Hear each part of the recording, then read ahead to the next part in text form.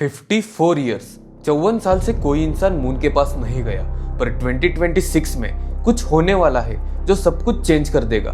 4 humans, एक tin का डिब्बा, 2,30,000 माइल्स का सफर, और अगर कुछ गलत हुआ तो अर्थ से मदद नहीं आ सकती।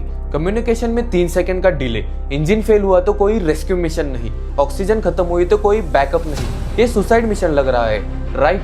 रॉन्ग। ये सबसे कैलकुलेटेड, सबसे इंटेलिजेंट और सबसे जरूरी मिशन है जो ह्यूमैनिटी ने कभी प्लान किया है, क्योंकि अगर ये फेल हुआ तो मार्स का सपना खत्म। Welcome to Artemis 2, the mission that will decide where there human remains and earth bound species क्या बन जाता है इंटरप्लैनेटरी सिविलाइजेशन।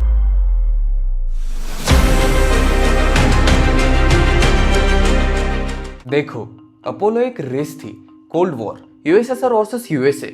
पहले कौन पहुंचेगा? अमेरिका जीता, गेम ओवर, मिशन अकम्प्लिश्ड। पर नासा ने रियलाइज किया flags and footprints are pointless. अगर तुम्हें सिर्फ एक बार जाना है, फोटो लेनी है और वापस आना है तो क्या फायदा? तो उन्होंने वेट किया, टेक्नोलॉजी डेवलप होने का, इंटरनेशनल पार्टनरशिप बनने का, और सबसे इंपॉर्टेंट सस्टेनेबल आर्किटेक्चर बनने का। और अब 2026 में वो आर्किटेक्चर रेडी है, आर्टेमिस 2। पर ये अपोलो 2.0 नहीं है, ये उससे फंडामेंटली डिफरेंट है। अपोलो का गोल था गेट देयर फर्स्ट, आर्टेमिस का गोल है स्टे देयर परमानेंटली। मतलब मून पर permanent basis, regular missions, resources extract करना और इवेंचुअली मार्स के लिए लॉन्च पैड बनाना। पर यहाँ कैच है, आर्टेमिस 1 था unmanned test, sensors, cameras, data collections, और उसमें उन्हें सक्सेस मिली। लेकिन आर्टेमिस 2 ह्यूमन वैलिडेशन, क्योंकि मशीन्स और ह्यूमंस बिल्कुल अलग है। मशीन्स को रेडिएशन से प्रॉब्लम नहीं होती, मशीन्स को साइकोलॉजिकल स्ट्रेस नहीं होता, मशीन्स को बाथरूम का सेटअप नहीं लगता, पर ह्यूमंस को ये सब चाहिए। और ये मिशन ये अल्टीमेट स्ट्रेस टेस्ट है। अगर आर्टेमिस 2 सक्सेसफुल रहा तो आर्टेमिस 3 में ह्यूमंस मून पर लैंड करेंगे, फिर गेटवे स्पेस स्टेशन, फिर लूनार बेसिस और फिर मार्स। पर अगर ये फेल हुआ तो पूरा प्रोग्राम रुक सकता है, फंडिंग रुक सकती है, पब्लिक ट्रस्ट खत्म हो सकता है। इसका मतलब ये मिशन कैन नॉट फेल। अब लेट मी शो यू कितना इंसेन है ये इंजीनियरिंग। स्पेस लॉन्च सिस्टम, सबसे powerful rocket ever, 8.8 million pound thrust. Compare करो सैटर्न वी से जो अपोलो को लॉन्च करता था, 7.6 मिलियन पाउंड्स। ये लिटरली हिस्ट्री का सबसे पावरफुल मशीन है जो सक्सेसफुली फ्लाई कर चुका है। इसके solid rocket boosters, 2 massive cylinders, पहले 2 मिनट में 75% थ्रस्ट जनरेट करते हैं, और ये इतने प्रिसाइजली सिंक्रोनाइज है कि आर्टेमिस 1 में दोनों ने पीक थ्रस्ट 0.1 सेकेंड के डिफरेंस के साथ हिट किया। 0.1 सेकेंड, इसका मतलब क्या है?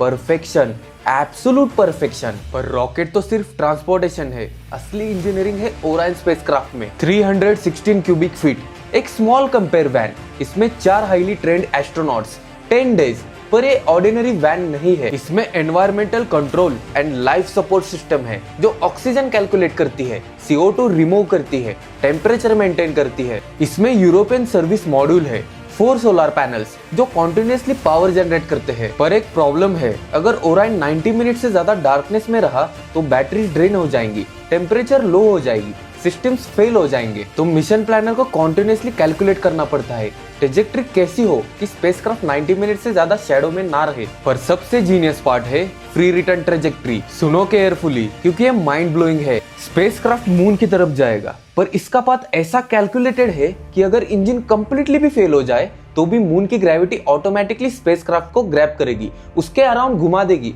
और अर्थ की तरफ थ्रो कर देगी। प्योर फिजिक्स, कोई फ्यूल नहीं, कोई इंजन बर्न नहीं, सिर्फ ग्रेविटी। यह है कॉस्मिक सेफ्टी नेट। पर यहाँ ट्विस्ट आता है, जब स्पेसक्राफ्ट अर्थ की तरफ वापस आएगा, 25,000 पर आवर से ज्यादा की स्पीड पर एटमॉस्फेयर में एंट्री लेगा, तब हीट शील्ड पर टेम्परेचर होगा 5000 डिग्री फ़ारेनहाइट। इतना हॉट कि स्पेसक्राफ्ट के चारों तरफ प्लाज्मा बन जाएगा। और प्लाज्मा क्या करता है? कम्युनिकेशन ब्लॉक कर देता है, मतलब 3-4 मिनट के लिए complete radio blackout. Mission control silent, crew silent, सिर्फ वेट करना पड़ेगा कि हीट शील्ड होल्ड करेगा या नहीं। अगर हीट शील्ड में एक भी क्रैक हुआ तो स्पेसक्राफ्ट वेपराइज हो जाएगा, क्रू गॉन। पर नासा ने इसको टेस्ट किया है आर्टेमिस 1 में, और ये शील्ड परफेक्शन के साथ वर्क किया। अब टेस्ट होगा ह्यूमंस के साथ। अब बात करते हैं उन 4 लोगों की जिन पे ह्यूमैनिटी का फ्यूचर डिपेंड कर रहा है। Commander Reid Wiseman, 165 days international space station पर, former navy test pilot, chief of astronaut office.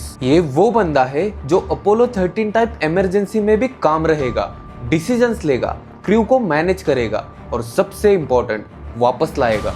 Pilot Victor Glover, SpaceX crew 1 का वेटरन, नेवी कमांडर, और हिस्ट्री बुक्स में उसका नाम हमेशा रहेगा क्योंकि वो पहला ब्लैक पर्सन है जो मून के पास जाएगा। बट ये सिर्फ सिंबोलिज्म नहीं है, ग्लोवर मैन्युअली स्पेसक्राफ्ट को फ्लाई करेगा, आईसीपीसी स्टेज के साथ प्रॉक्सिमिटी ऑपरेशंस करेगा। Mission specialist Christina Koch 328 days space में longest single space flight by woman, record holder, और अब वो पहली वुमन होगी जो डीप स्पेस में जाएगी। उसका काम लाइफ सपोर्ट सिस्टम मैनेज करना, hatch operations, emergency protocols. Coach ने ऑलरेडी प्रूव कर दिया है कि वो एक्सट्रीम एंडोरेंस हैंडल कर सकती है।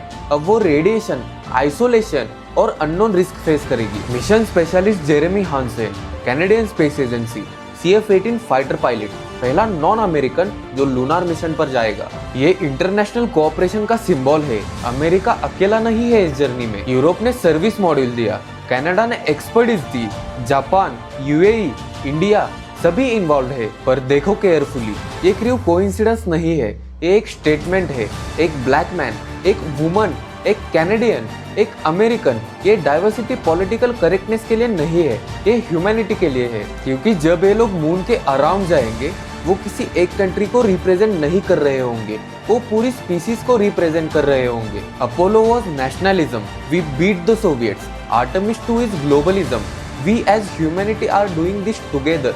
और ये शिफ्ट, ये मेंटेलिटी चेंज, ये उतना ही इम्पोर्टेंट है जितना टेक्नोलॉजी। लेकिन ये सिर्फ इंस्पिरेशनल जर्नी नहीं है, ये सर्वाइवल एक्सपेरिमेंट भी है। क्योंकि स्पेस में सबसे बड़ा एनिमी विजिबल नहीं है, वो है रेडिएशन।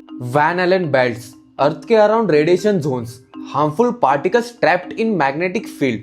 ISS वो इन बेल्ट्स के नीचे है, प्रोटेक्टेड है। लेकिन आर्टेमिस 2 वो थ्रू इन बेल्ट्स से जाएगा और फिर कंप्लीटली बाहर चला जाएगा, जहां अर्थ का मैग्नेटिक फील्ड खत्म हो जाता है। तो नासा इसके लिए क्या कर रहा है? Organ on a chip technology. Imagine करो, टाइनी चिप जिसमें एक्चुअल ह्यूमन सेल्स है, एस्ट्रोनॉट्स के अपने ब्लड से डिराइव्ड बोन मैरो सेल्स। ये चिप स्पेसक्राफ्ट में होंगे, रेडिएशन एक्सपोजर होंगी और साइंटिस्ट रियल टाइम में देख सकते हैं एग्जैक्टली कैसे रेडिएशंस ह्यूमन सेल्स को डैमेज कर रहे हैं। क्यों बोन मैरो? क्योंकि वो सबसे सेंसिटिव है। Cancer risk, immune system damage, ये सब यहाँ स्टार्ट होता है। और इसका डाटा भी बहुत इंपॉर्टेंट है। मार्स मिशन के लिए बहुत क्रिटिकल डाटा चाहिए, क्योंकि तुम 2-3 साल स्पेस में रहोगे। तुम्हें पता होना चाहिए कितना रेडिएशन सेफ है, कब रिस्क डेंजरस हो सकती है, कैसे प्रोटेक्ट करना है। पर रेडिएशन सिर्फ एक प्रॉब्लम है, स्पेस में ग्रेविटी नहीं है, ब्लड कंफ्यूज हो जाती है, इम्यून सिस्टम वीक हो जाता है। रिजल्ट, डॉर्मेंट वायरसेस रिएक्टिव हो सकते हैं। तो क्रू रेगुलरली ब्लड और सलाइवा सैंपल्स कलेक्ट करेगी, मिशन से पहले, मिशंस के दौरान और मिशंस के बाद। कंपैरिजन से साइंटिस्ट समझ पाएंगे लॉन्ग टर्म स्पेस ट्रैवल में कैसे बॉडी चेंज होती है। और ये डाटा सिर्फ नासा के लिए नहीं है, ये ह्यूमैनिटी के लिए है। क्योंकि एक दिन जब लोग स्पेस में रेगुलर जाएंगे, टूरिस्ट, वर्कर, तब ये रिसर्च उन्हें बचाएगा।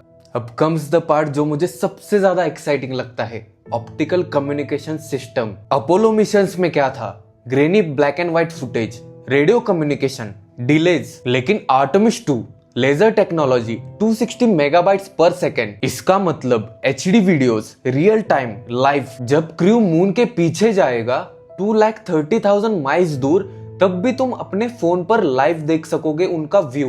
अर्थ rising over lunar horizon, stars, deep space, वो सब कुछ जो सिर्फ 24 लोग पहले देख चुके हैं, अब बिलियंस लोग देख सकते हैं। पर यहाँ एक फिलोसॉफिकल पॉइंट है जो मुझे सोचने पर मजबूर करता है। अपोलो के एस्ट्रोनॉट्स ने एक फिनोमेनन डिस्क्राइब किया था, ओवरव्यू इफेक्ट। लेकिन आर्टेमिस 2 ये अल्ट्रा व्यू इफेक्ट क्रिएट करेगा। क्योंकि जब क्रू मून के पीछे से अर्थ को देखेगा, तब अर्थ एक डिस्टेंट डॉट होगा, एक पिक्सल, कुछ भी नहीं। और वो रियलाइजेशन कि हमारी सारी पॉलिटिक्स, सारे वॉर्स, सारे डिफरेंसेस एक ब्लू डॉट पर कन्फाइंड है, ये पर्सपेक्टिव शिफ्ट ट्रांसफॉर्मेटिव है। इसलिए नासा ने send your name with Artemis campaign चलाया। मिलियंस ऑफ पीपल्स के नेम एक फ्लैश ड्राइव पर स्पेसक्राफ्ट में आए। सिंबॉलिकली हम सब उस मिशन का पार्ट है।